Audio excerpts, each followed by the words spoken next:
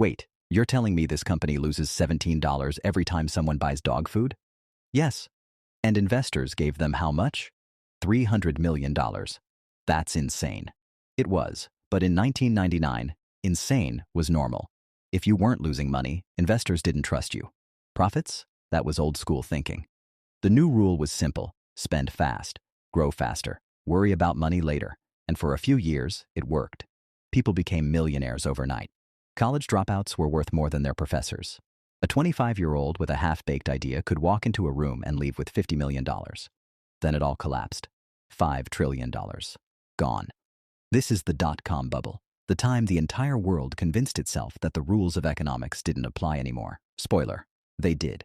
Let's go back to 1995. The internet is brand new. If you want to get online, you plug a phone cord into your computer and listen to your modem scream for 30 seconds. Websites look like they were designed by someone's nephew in an afternoon, but suddenly everyone's talking about it. The internet is going to change everything. Business magazines, news shows, your neighbor who just got AOL. And you know what? They were right. The internet did change everything. But here's the thing about new technology. Nobody knows what it's actually worth. So people start guessing, and when billions of dollars are involved, guessing gets dangerous. You're having lunch with a friend in 1998. He leans across the table. I'm starting a company. Cool. What does it do? Sells books online. Oh, nice. Making good money? No, we're losing money on every sale. Wait, so you're going bankrupt? No, we're growing. Investors just gave us $50 million. You stare at him. They gave you $50 million and to lose money faster? Exactly. See, it's not about profits right now. It's about market share, eyeballs, user growth. But when do you actually make money? Eventually, maybe. The internet changes everything. You wouldn't understand. And suddenly, you feel like the idiot. Maybe I don't get it. Maybe I'm missing something. So you go home, open your laptop, and buy stock in Amazon, eBay, Yahoo, anything with .com in the name, because you don't want to be the person who missed the internet revolution. That's how bubbles start, not with greed, with fear of being left behind. By 1999, something strange is happening. Normal rules stop applying. Let me show you what I mean. There's a guy named Josh Harris, eccentric tech investor, wild hair, weirder ideas. New Year's Eve, 1999. He throws a party in New York. Not just any party. A $2 million party. Indoor Ferris wheel, fire breathers, a nightclub built inside a warehouse. Thousands of people from the tech world show up.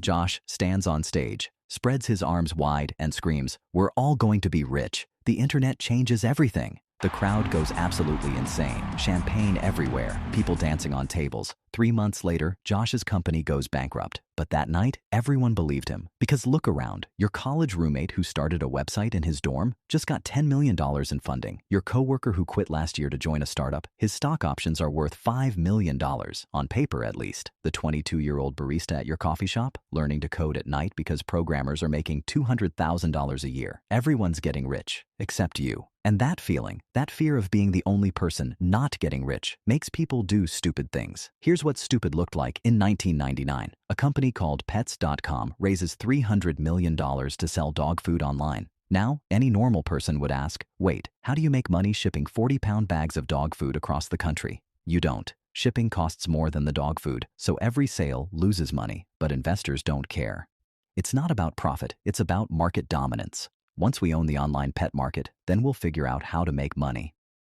Pets.com spends almost all of that $300 million on marketing. They run a Super Bowl ad featuring a sock puppet. A literal sock puppet becomes the face of the company. It's on billboards, talk shows, magazine covers, more famous than most celebrities. The company goes public in February 2000. Stock price, $11. By November, bankrupt. Stock price, $0. 268 days as a public company. But here's the crazy part. Nobody learned from it. When Pets.com collapsed, investors didn't say, oh, maybe we shouldn't fund companies that lose money on every sale. They said, well, that one didn't work, but the next one will. And they'd immediately go fund another company doing the exact same thing. It was like watching someone touch a hot stove, scream in pain, then immediately touch it again. Maybe this time it won't burn me. Now you might be thinking, okay, but these were just dumb investors, right? Normal people weren't falling for this. Wrong. Everyone was falling for it. Let me tell you about a woman named Susan. School teacher, mid-40s, lives in Ohio. She's been saving for retirement her whole life. $200,000 in her retirement account, conservative investments, boring stuff, bonds, blue chip stocks. Then one day in 1999, she's watching the news. They're interviewing a 23-year-old who just became a millionaire because his internet startup went public. He's wearing a t-shirt and sandals. The interviewer asks, "What's your advice for people watching?" The kid grins. "Get in now. If you're not investing in tech, you're going to be left behind." Susan thinks about her boring retirement account. It grows maybe 6% a year. Boring.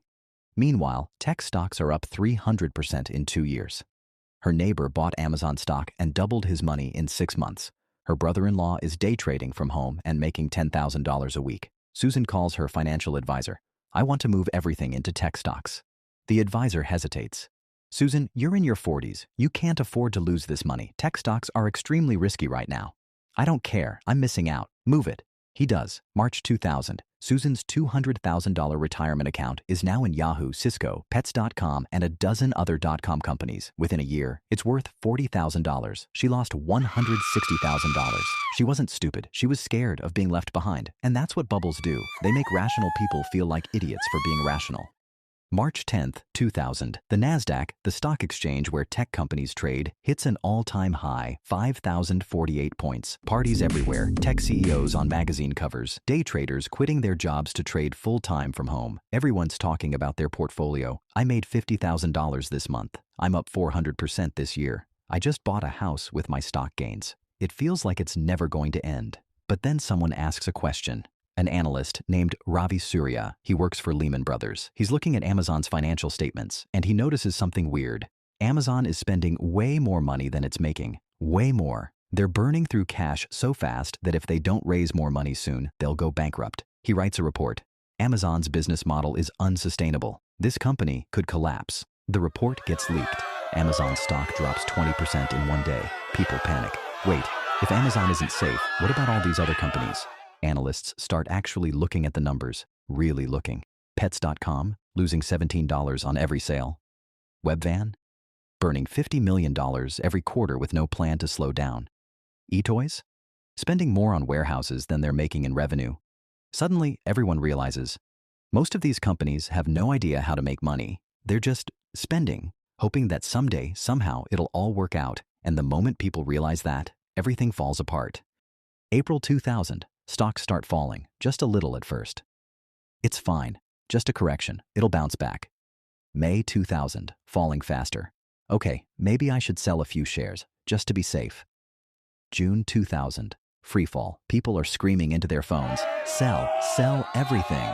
But here's the problem. Everyone's trying to sell at the same time, and nobody's buying. It's like a crowded theater where someone yells, "Fire!" Everyone rushes to the exits. But the exits are tiny. Most people don't make it out. By the end of 2000, Pets.com, dead. eToys, bankrupt. Webvan, gone. Cosmo, collapsed. Hundreds of companies, gone. Thousands of people, unemployed. And all those paper millionaires?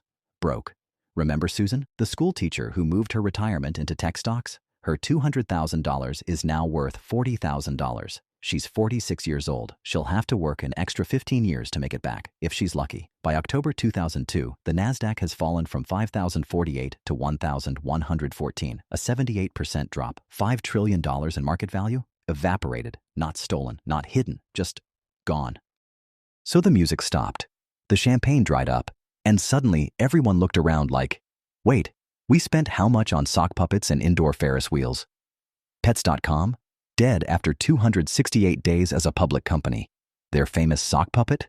Sold as a toy to try and claw back some cash. 35,000 sold in the first month, but it wasn't enough to save them. Webvan? Gone, leaving behind ghost town warehouses bigger than some airports.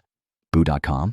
$188 million torched on spinning 3D clothes nobody could load on their dial-up. And all those overnight millionaires? Back to ramen noodles and asking mom for a loan. The internet didn't die. It just turned out it still followed basic rules like revenue should probably be higher than expenses at some point. People had convinced themselves, this time is different. The old rules were for suckers. Turns out, nope. Economics showed up like that friend who reminds everyone it's 3 a.m. and the bar's closing. But here's the funny part. The survivors? Amazon figured out how to stop bleeding cash. eBay actually made money. They adapted. The ones who didn't became punchlines in history books. And the party? It ended hard. In the end, the dot-com bubble wasn't about stupid people. It was about everyone, smart, dumb, teachers, CEOs, getting swept up in the biggest FOMO party the world had ever seen. They bet the house on the internet changes everything without checking if the business actually, worked. And when the bill came due, $5 trillion vanished like it was never there. The internet did change everything, just not overnight and not for free. So next time you hear, "This changes everything," get in now or miss out forever. Smile. Remember the sock puppet that outlived the company. And maybe ask, cool story, but how do they actually make money? If the answer is eyeballs and vibes, pour yourself a drink and watch the show. Because bubbles are hilarious until you're the one holding the empty bag.